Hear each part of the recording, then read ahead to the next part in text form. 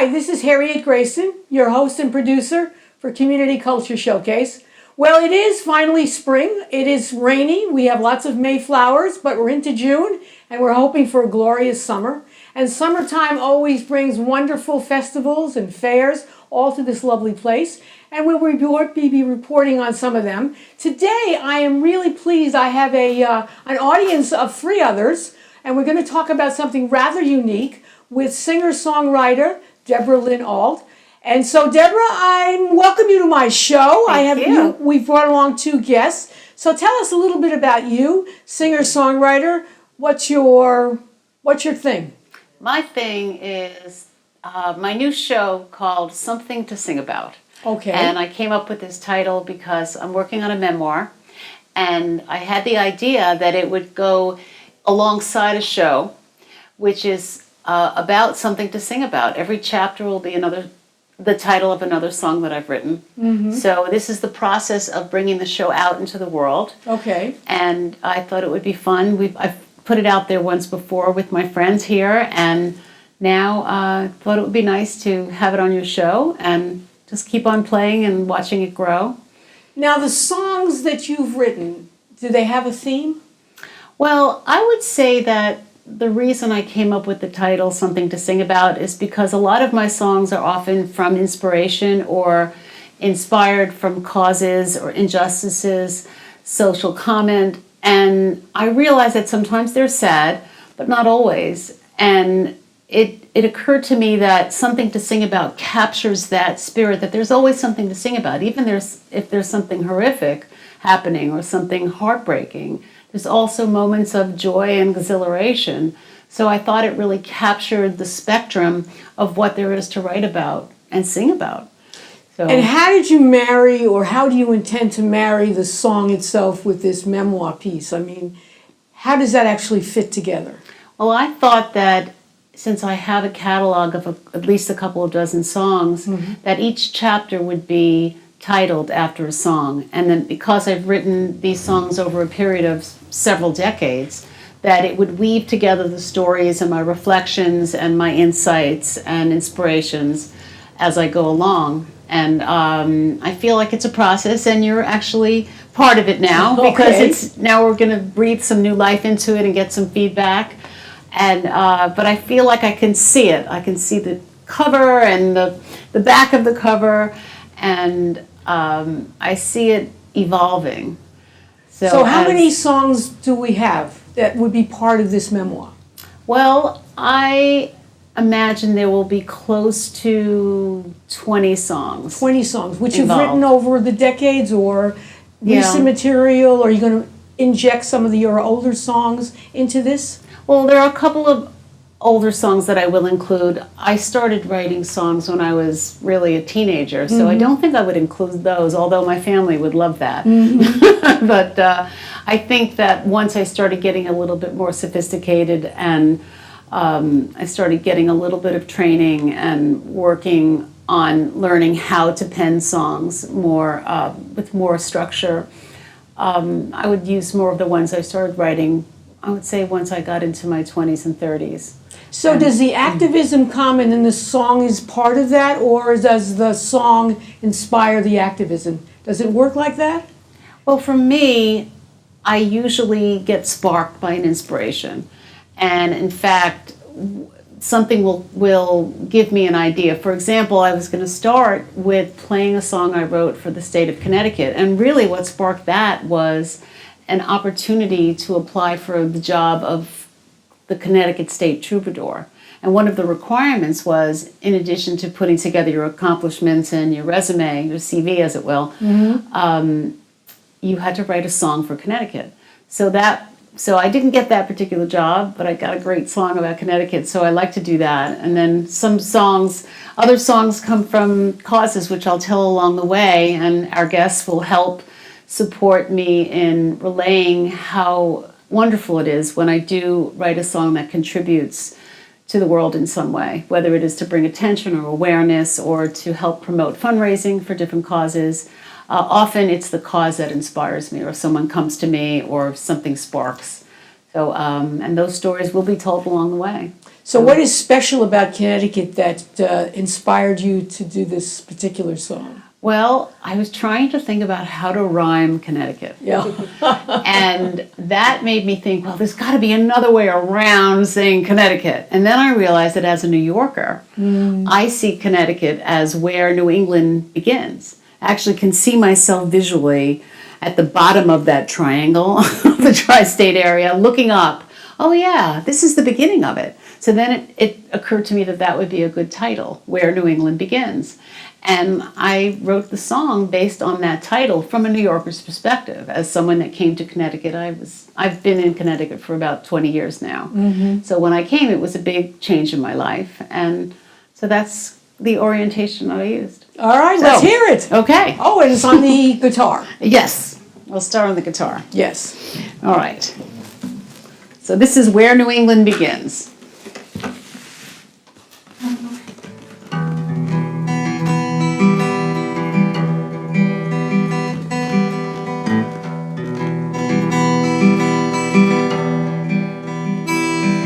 I was a single city girl, just following her heart. Had enough of urban life, out to make a brand new start. Something fresher, cleaner, kinder, more air beneath my wings.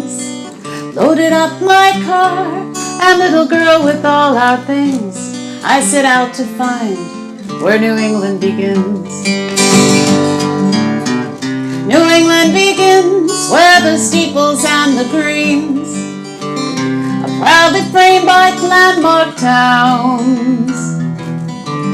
New England begins when the car hordes and the crowds finally fade away and settle down. New England begins where the city lines get blurred and the wetlands and marinas hug the shore. New England begins where the church bells can be heard while you're chatting with the folks that live next door.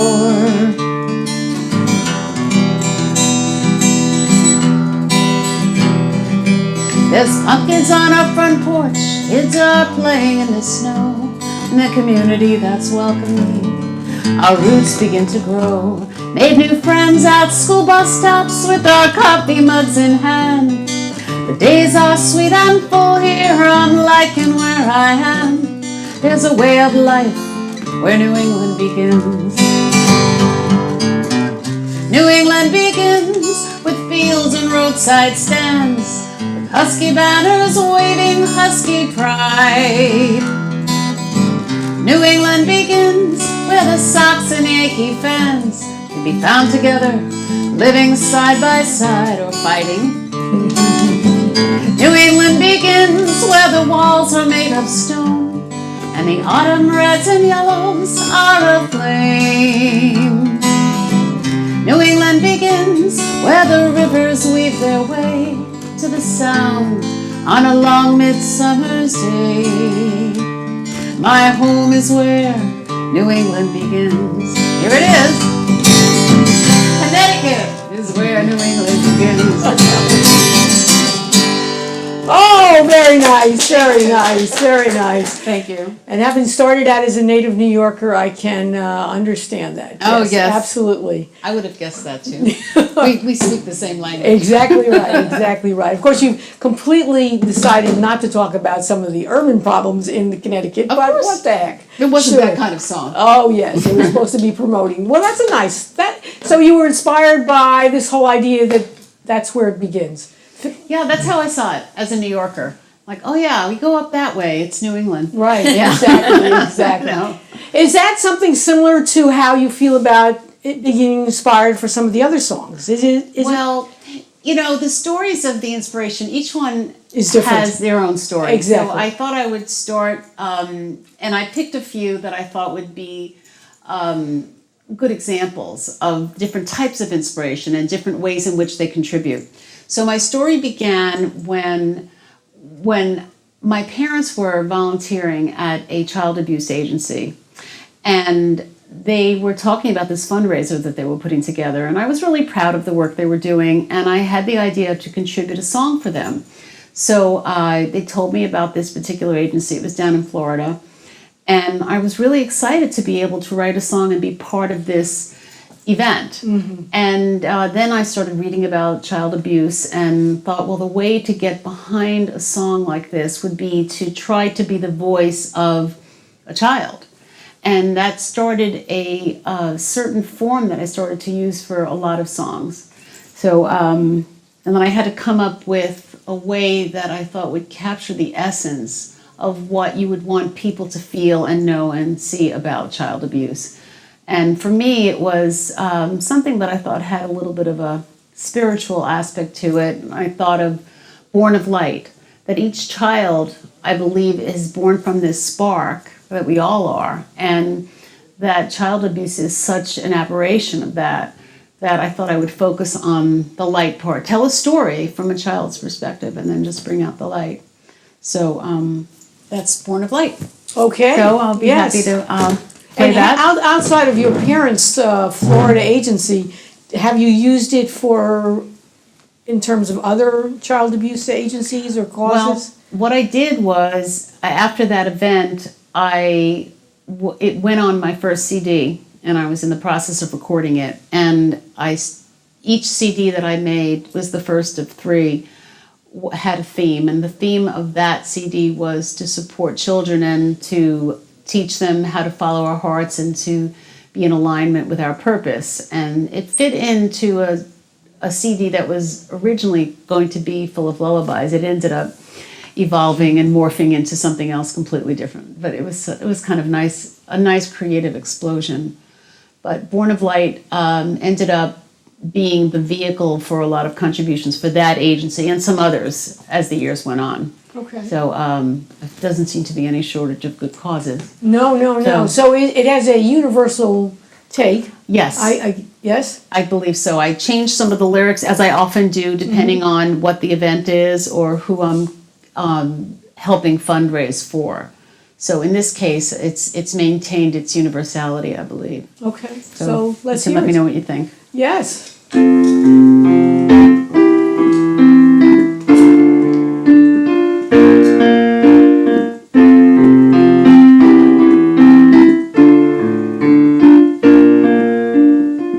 This young girl learns to tie her shoes without a guiding hand. She walks into a kitchen like an empty promised land. Another hungry morning with only fear to keep her strong. She fights the tears of longing for a mother long since gone. She hugs her books in tightly with a coat that's worn and old, and gently pulls the door behind a man who's still out cold, breathing in the air of freedom. She prays no one will see the bruises that he left her when he tucked her into sleep. This child is born of light. She has the right to be free of her darkness and pride. She must survive, for each child is born of light. Walking home the long way for reasons she can't name. She thinks about the night ahead, how she wishes things might change, and spotted waiting on her stairway someone who's talked about a plan, is promising to help now as she reaches out her hand. This child is born of light. Whenever we find a child wounded inside, for her we must fight, for each child is born of light.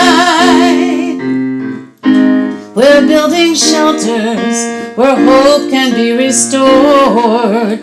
A life can heal with just one open door. This child is born of light. Each child that we find in need of protection and pride night, for each child is born of light. A child is born of light.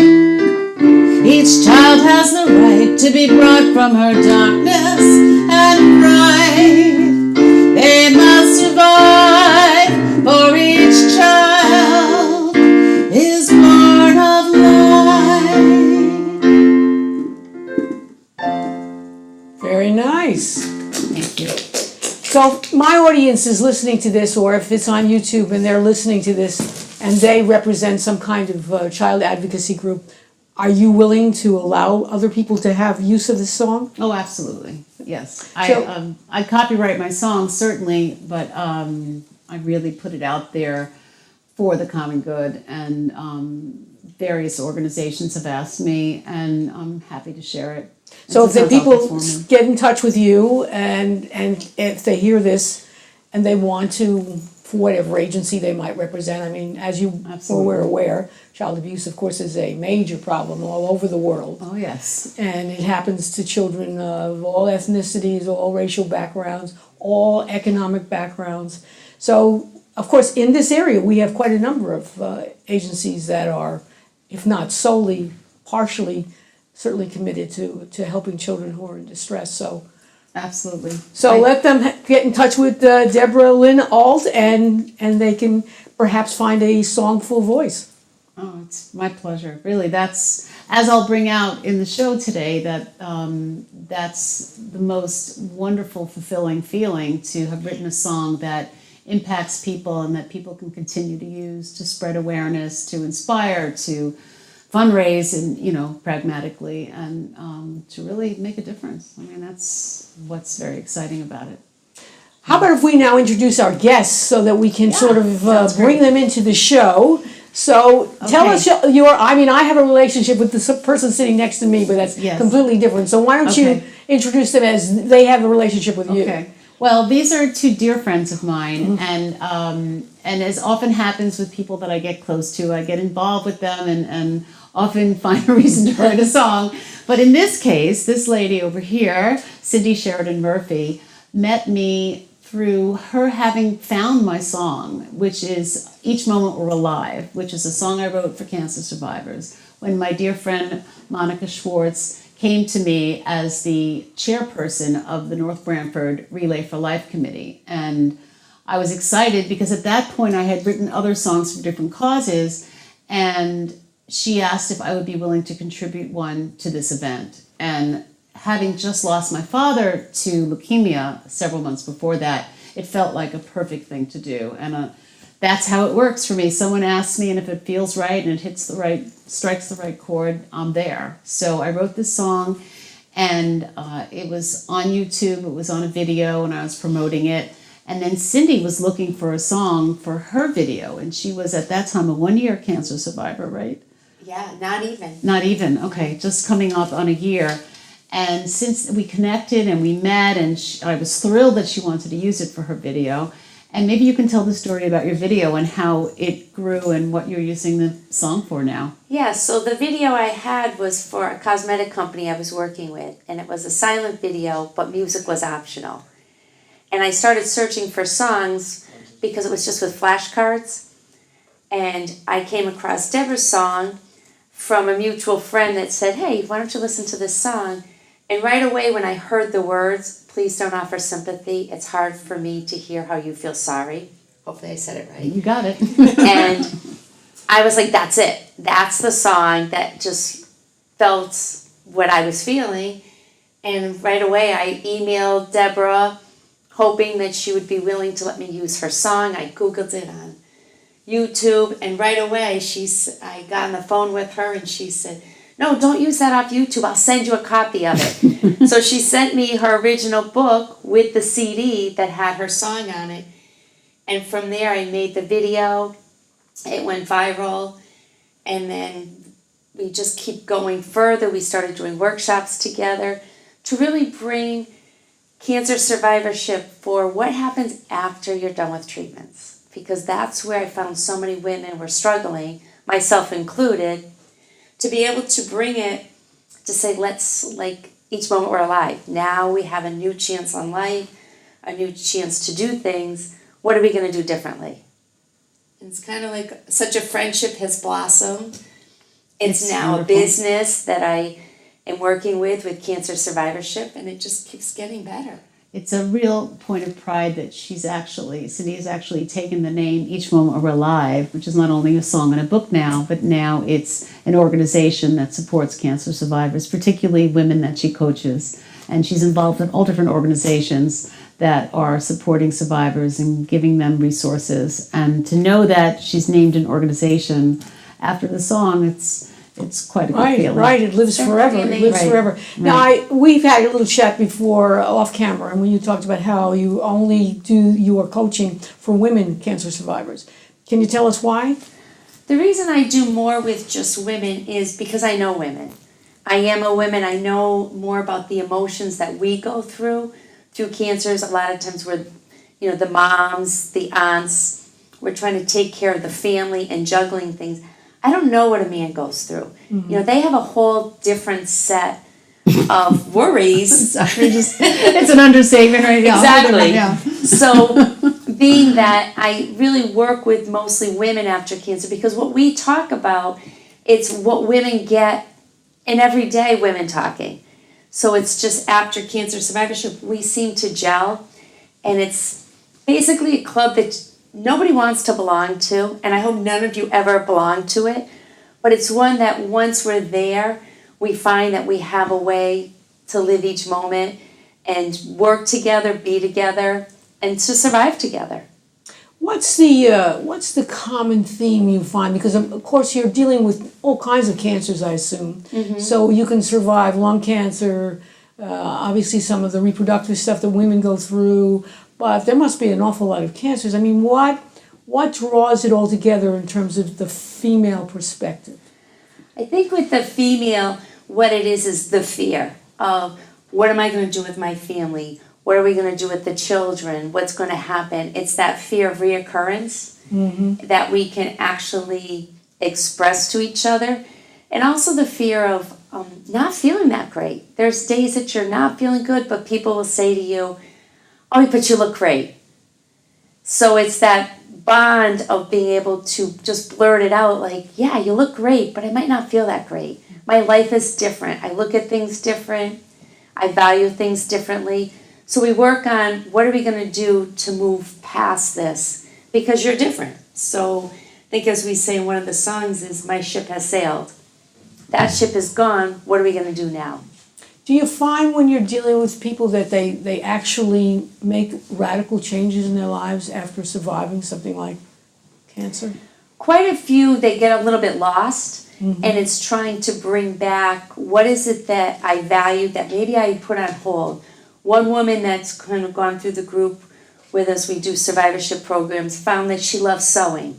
So now she's just found her love of sewing and making support pillows for after mastectomies and seatbelt covers. So finding like what is her love and bringing that to the forefront that she never thought that she would do. She kind of got cancer, she put it aside, and now she's finding, I love to sew, so let's bring that back out. I think even though there's been a lot of scientific research that for some people this fear of cancer, the big C as I've heard it called, has a phenomenally different impact on humans than say heart disease or some kind of even people walking around with oxygen tanks.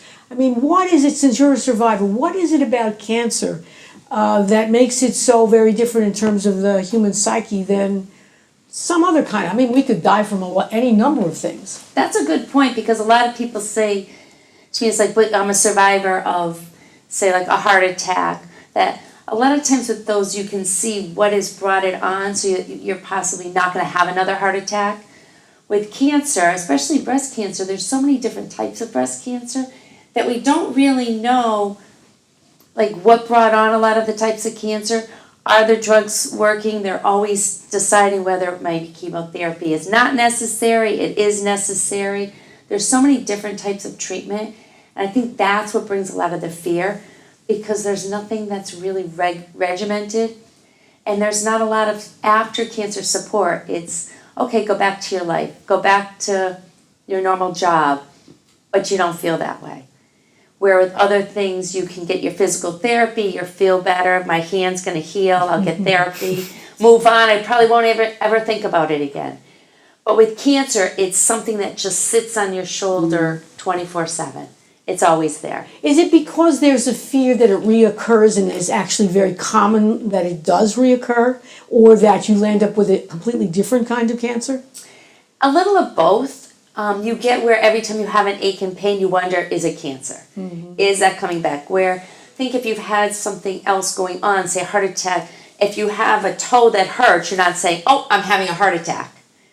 So I think with cancer, what happens is your body starts to remember. Your body remembers things that it went through.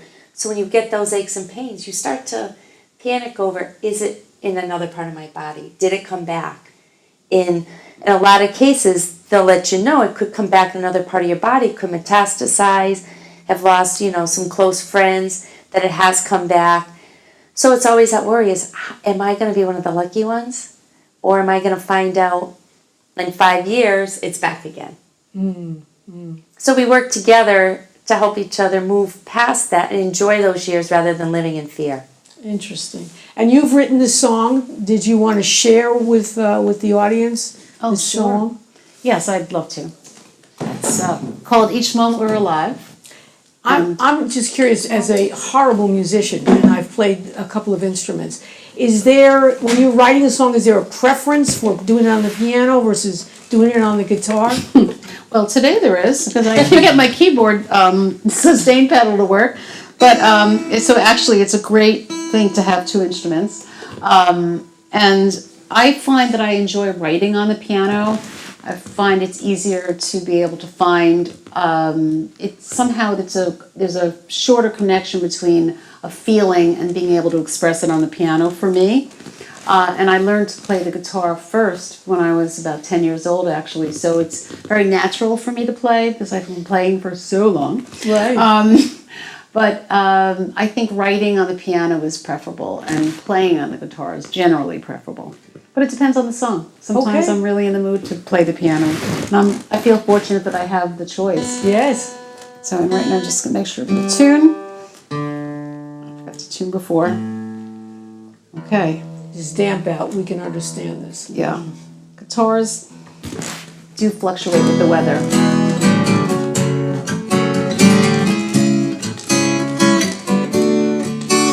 This is really about being grateful for each moment.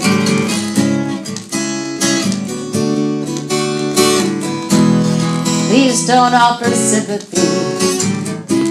It's hard for me to hear how you feel sorry. Some say we're closer to a cure each day, but still my body turns away to betray me. What I really want is for you to know just what it is when my story's told that sustains me. It's a strength that somehow makes its way through all the poor and the simple faith that I'll make it. Some say cancer cannot cripple love, shatter hope, or be anything but angry.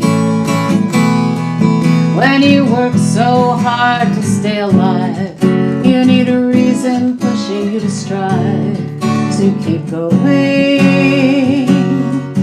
It's a message, it's a wake-up call, it's a plea to understand it all and find meaning. For the scary roller coaster ride and the hope that never leaves my side for long. In each moment we're alive, with every chance we let slip by. Something to remind us why we're here. In each moment we're alive, in what it takes to have survived. The beauty of our presence is so clear.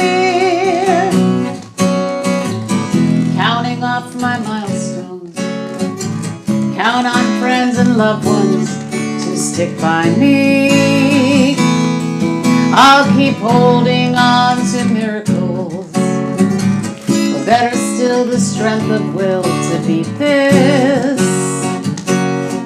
I can't believe I went through all this pain to say that it's been all in vain. It's changed me. Now I spread the word of what I know, what it means to take it slow and be grateful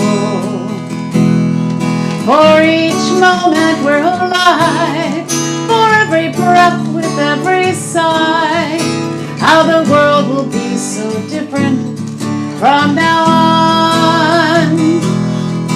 In each moment we're alive, I want to fill my heart's desire, toss caution to the wind and reach beyond.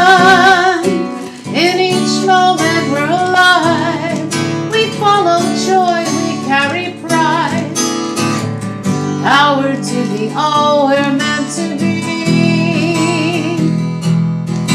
In each moment we're alive, from everything that can inspire, and trust that life will give us what we need. In each moment we're alive.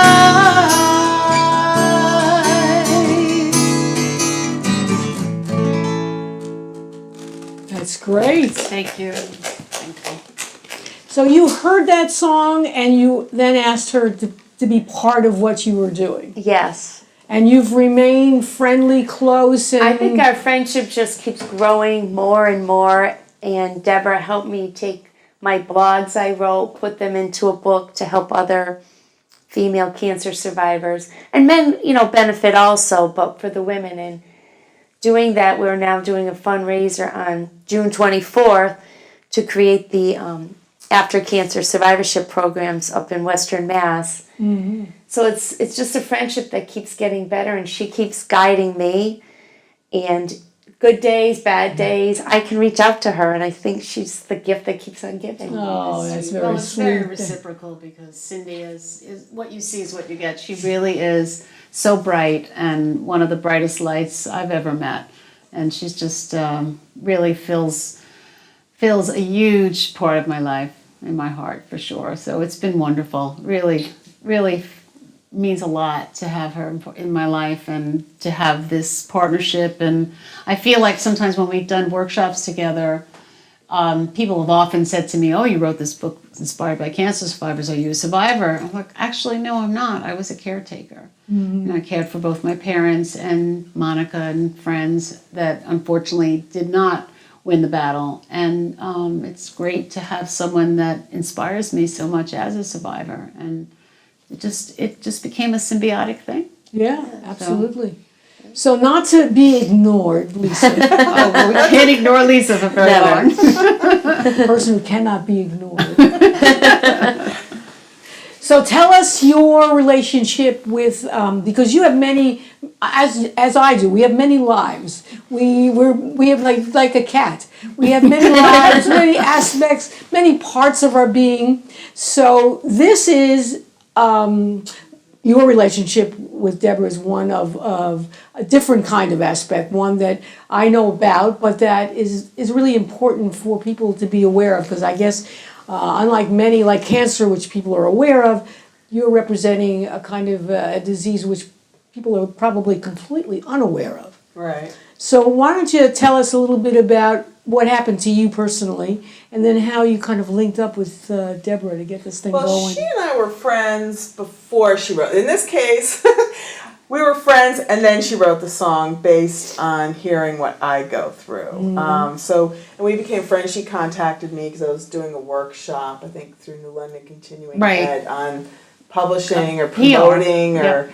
Yeah, anyway, so we became friends that way. but I had her on my TV show. Her music is very moving, and I love real stories. Sure. Like I'm not a big fan of modern art because I don't know what it means. You know what I mean? Or poetry where I don't know what the person's saying. Debra's songs, I know what the heck she's talking about. Right, right. I don't know, I'm a simple person. I need to have it spelled out. But anyway, so I knew some about her life, and she knew about my life, which a big part of my life is that my second daughter was born very disabled from what's called congenital cytomegalovirus. It causes way more birth defects than Zika, than fetal alcohol syndrome. And you hear about, how to prevent those. Don't get bitten by mosquitoes. You hear for, the Zika, you hear for fetal alcohol syndrome, okay, everybody has to give up drinking. And there's signs everywhere in bars, be careful, don't drink. And you know what kind of fish to avoid when you're pregnant, for the most part, those kind of things. You learn a lot of things, but there's something that causes more birth defects, and nobody wants to talk about it because you get it from toddlers mostly. And everyone was thrilled when they became pregnant and didn't have to change the kitty litter anymore. Because who wants to do that?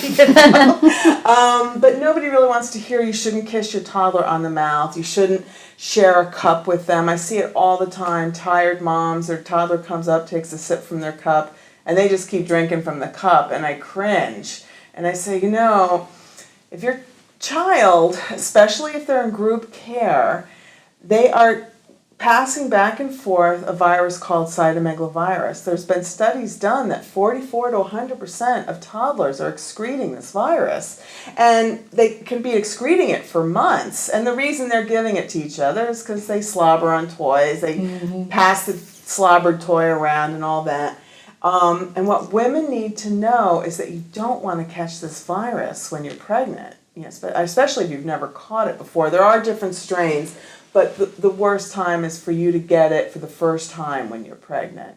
So I'm trying to raise awareness. It causes 4,000 babies to be permanently disabled each year in the United States. 1 out of 200 are born with the virus, but not everybody's disabled by the virus. My daughter Elizabeth was severely disabled. She had the full spectrum. She had the microcephaly and a small head that people are getting used to seeing from the Zika virus. She had a small head, and she basically stayed a 3-month-old for her whole 16 years. So clearly that became a big part of who I am because I was taking care of a severely disabled child who I could get used to the disabilities because she was so disabled. She didn't care if she couldn't run around. She wasn't worried about tomorrow and, gee, will I get a job? You know what I mean? She didn't have all these worries. But she had epilepsy, and it just kept getting worse and worse. She had many seizures. She had many surgeries, spinal fusion surgery, hip surgery. These are very painful, and because she also had apnea of sorts, structural and central, she couldn't be given the really good drugs, to keep pain at bay. Because when you're not breathing that great, you can't be sedated that easily without all kinds of complications. So caring for her, she needed a lot of help. She was very cheerful, very happy. And then I started writing about it. And I'm thinking, this is crazy. I'm a licensed child care provider, and nowhere in the licensing literature did it say I had an occupational risk for cytomegalovirus. Most states do not have that in their materials for licensed child care providers. So I'm trying to raise awareness. If I can't get doctors to make it a standard of care to warn everybody about this virus, then I'm trying to go through the child care angle. All right, at least tell people that work in this industry. Nurses are aware of all their occupational risks. And child care providers are taught to clean up, but a lot of them are busy and they might use diaper wipes to clean a surface, and that doesn't kill cytomegalovirus. You really have to be diligent about killing it when you're cleaning up. And like I said, and if you're a mom, you have to not be kissing your toddler around the mouth. And a lot of them don't know about it. Anyway, Debra knows what I tried to do, getting a law passed in Connecticut. I got part of a law passed requiring children that fail their hearing test. When they're born, it is required that you test their hearing. If they fail that, then you need to test them for cytomegalovirus. Because that must be a symptom, right? Because it is a symptom. You may miss a child born with cytomegalovirus that's going to lose their hearing because it's a progressive hearing loss, but at least we're catching some, and those children can receive treatment for it to help halt the hearing loss and improve brain growth.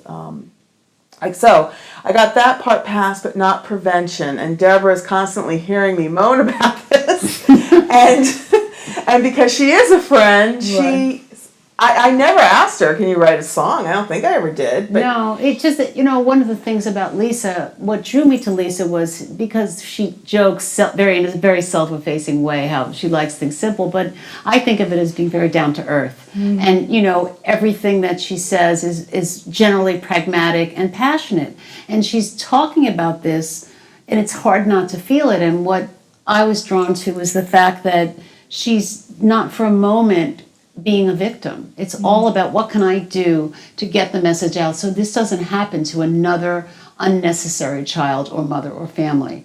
And I've always been drawn to that type of person who takes their tragedy or their difficulty in life, their challenge, and recycles it, if you will, into something that can help other people. So one day I just decided that we were actually at a March of Dimes walk. We were talking about this on your show, and I thought, because March of Dimes is a huge platform, even though we talked about working on getting CMV as part of their platform to get the word out more. So why don't I just write a song about your story? And at that moment, I knew I planted the seed, and I was going to do it as soon as I finished moving, getting my life set up. And it came right through me because I felt it so strongly, and I could just get inside Lisa's heart so easily because she's such an open book. And you know what she feels, and she's just so on the surface. And I was able to I feel like I channeled this story.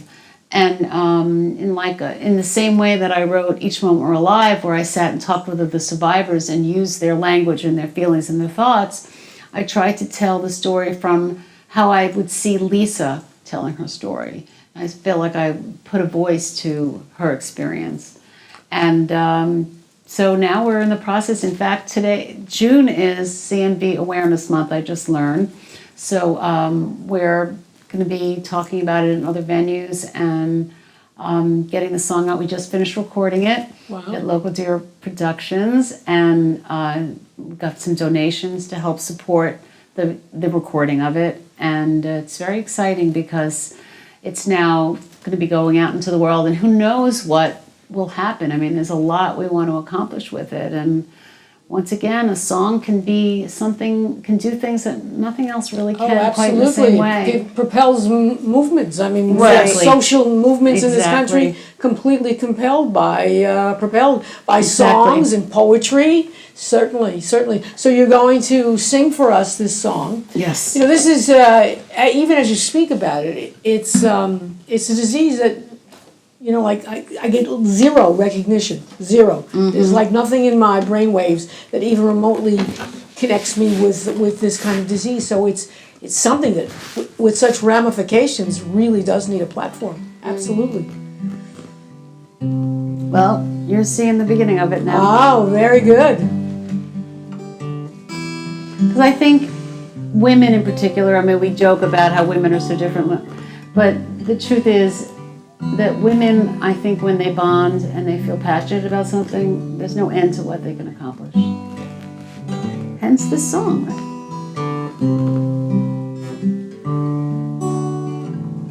In the days I carried you, all the ways I cared, sippy cups and kisses too, plates of food were shared, a blissful life at mother's speed.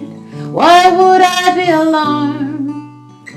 Thought love was all I'd ever need to keep my kids from harm.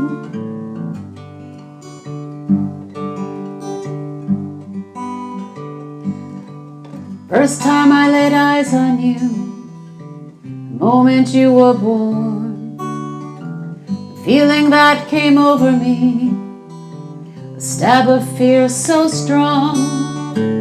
So began the surgeries, the stretching and the strain. Oh, how we loved loved your quiet smile, your sweet light, pure and brave. Had I known I'd be someone else today, I'd have something else to say. Had I known, had I known, life wouldn't have turned upside down. You could have been here with us now, had I known. If only someone told me of all that could go wrong. It's too easy not to talk about it. The silent virus has been hidden far too long. It's something they call CMV. Most children will be spared. Were they not at liberty to tell, afraid to scare? There's a promise that I need to keep as I let you go. My precious one, I'll sing this song so all the world will know.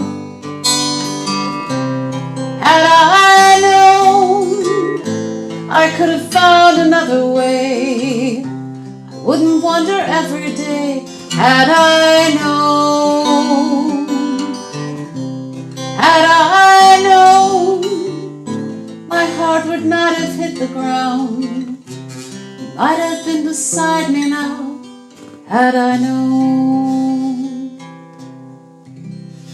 Very nice, very nice. Thank you. So have you, I'm sure you, because you're an activist by I guess by unfortunate circumstances. I mean, have you gotten any assistance from the health professions, the medical society, the nursing league? Well, now the Connecticut Department of Public Health has information on their website, which is helpful because then now people believe me that it's not just this mother crying in the wind. Right. So that's been very helpful. I work a lot with Dr. Brenda Balch of Connecticut, who works very hard to try to get things changed. She co-authored a study to find out nationally, do child care providers know about it? And it was confirmed. Other studies that have been done, no, they don't. Mm-hmm. Most have never heard of it. And that wasn't even, checking mothers. Other studies have done just regular women of childbearing age, and most have never heard of it. And when something causes more disabilities than fetal alcohol syndrome, and just as many as Down syndrome, you think people would do something about it. You can't completely prevent it, especially if you're a mother of a toddler, but studies have shown that if a woman knows the precautions to take, she can reduce her chances of contracting it by 75%. Wow. That's and amazing. I think that's huge. And I'm assuming that the kinds of precautions one has to take are not overly dramatic. They're just basic Like hygiene. hygiene. Again, nobody wants to hear you can't kiss your toddler in the mouth because the toddlers might reach up with their cute little lips. Yeah, their mouths are everywhere. But you say, "Oh, isn't that nice?" and then hit them on the cheek. Kiss them on the cheek. I'll never miss it. Yeah, and you can definitely not share your cups with them. Mm-hmm. I've seen mothers at the top. The pacifier falls on the ground, and the mother's like, "Well, I don't want to let my child have it. I'll just clean it off with my mouth." That I have not seen, thankfully. I see that a lot. They'll clean it off with their mouth. So the cooties on the floor might not kill them, but their toddler's saliva that they're putting in their mouth could really hurt their unborn child. That is amazing. And they don't know it. So there are things that are simple that you can do, and that's why I've written books. People are kind of tired of hearing me harp on this, so I try to find pleasanter ways to get the information out there. So I wrote a story with my daughter called, my firstborn, Jackie, called Once Upon a Placemat, a Table-Setting Tale. And it's a fairy tale about a grandmother teaching a girl how to set the table, and you learn because Mr. Knife, the reason he has to face the plate is because he heard the dish ran away with the spoon, and the spoon is Mr. Knife's wife. You know what I mean? So he has a reason not to want this dish to run away with the spoon. Anyway, I came up with this fairy tale, and mixed in with the fairy tale is Miss Cup, who's really uptight. She's like, don't share me without giving me a bath first. So she's pretty snooty and hoity-toity, but she's getting the message to not only the children, because you need to start young, because I see people do it in bars all the time at happy hour. Oh, let me try your wine, let me try your drink. And even still, you know what I mean? People don't know that they could be fine with whatever their virus is at the moment, but they don't know they're sick, but they could give it to somebody else who it could devastate, whatever it is. Anyway, so I'm just trying to get the message out there in fun ways. And Debra's song is another great avenue. Like I said, I'm thrilled because I feel like I'm at a standstill. I'm having trouble getting the federal government to just make a general rule. This is what you have to do, at least with child care providers. Whereas in Germany, they don't mess around. You are tested. Your blood is tested if you want to be a child care provider. And if you've never had the virus, you are forbidden from working with children 3 and under. Well, there's a land where regulation actually has some import. Yes, and in So once you have it, you have immunity then? you have immunity there are different strains, but they find that as long as you at least have immunity, your chances of passing on a second strain or the devastation is a lot less. So Germany, just instead of having to worry, does everybody know about it? That's just a law. You have to get tested for it. I get the name of this part of the state in Australia confused. North Wales, or I say anyway, a part of Australia. Their law is that if you're of childbearing age, you are not allowed to work with children under 2. You know, so they don't even test your blood, but it's just a general law that they have. And actually, a child care provider sued a daycare center because her child was born severely disabled by congenital CMV, and they successfully example of sued. how our country is so backwards in so many healthcare issues. In some it's amazing. areas, well, it's hard because I understand states want to do things their way. I understand that, but that's why it needs to be a federal law. I mean, it is a law. Or through the academies, like the American College of Gynecology and Obstetrics, could have all of its training, They have these recommendations. So does the American Academy of Pediatrics. They state child care workers should be advised of this virus and counseled by their health care provider and also the daycare director. They make that recommendation, but it's not a law. And so you know how it is. If something's not a law, you have a million other things to worry about. You're not going to worry about this one thing. But can you imagine how I feel when I moved to Connecticut? And if people do a quick search on the disease, they'll find me because I've been writing about this for a long time. Anyway, a grandmother in Connecticut contacted me. The mother of my grandson worked in a child care center as an intern. She's a high school student. Got pregnant and worked in a daycare center interning. And her firstborn was born with severe, was born with congenital CMV. I don't know how the outcome came out, but it was enough that they recognized it at birth. And this woman was never told that she was putting her pregnancy at risk working in a child care center. I mean, I think that's criminal, really. Yeah. But I'm at a standstill. I can't get people to listen to me. Maybe just because I come across in a wrong way. So, like I said, sometimes by the time they're mothers, it's kind of late. But while they're trying to get pregnant, or when they first, but you see, if there's too much of a delay, in other words, by the time you go to see a doctor when you're pregnant, you're usually 3 months already. That's why I wrote that fairy tale. I just get people started young, this whole idea. Because it needs to be before you're of childbearing age, which, I don't know, a girl can get pregnant at 13 or something, right? Actually, the way to get after it would be through the sex education that junior high and high school students get. That's actually a good idea. I don't know if I can somehow get that. And that's actually a good idea because they talk about sexually transmitted diseases. They talk about all kinds of things. CMV is sexually transmitted. I mean, so a man has to take just the same precautions with their toddler, unless you want, because he could end up being the one catching it and giving it to his partner, who then becomes pregnant. So that's a good avenue that I need to try because they teach a lot of things, especially in urban districts. I mean, the school is oftentimes the healthcare provider for a lot of Right. young But, it's so men funny and because women. I have to overcome the fact that they've never heard of it. So that's why they almost think I'm making this up. Like, this Well, lady's that's talking why I about something think we've never heard the of. song will bring it to a different level of platform because it's a heart opening song because it tells the story from that place of experience, and once it's personal, it's universal. And I really believe and hope that it's going to open up new avenues for people to hear. Wow, there's a song about it. That raises the level of, well, this must be important. Well, I want to thank you all for coming on and talking about your relationship with a singer-songwriter. I had to just sort of flipping the dials when I was completely bored one night and recently, and I saw the 75th birthday of Joan Baez. Oh. And of course, no one has lived more honest to her songwriting than Joan Baez in terms of dedicating basically her whole career to different kinds of important causes. So the artist among us can be our champion for any number of things that are, and of course we live right now in a crazy chaotic world, so we need to kind of depend on our artists to lead the way and to provide us some kind of picture of maybe a better tomorrow.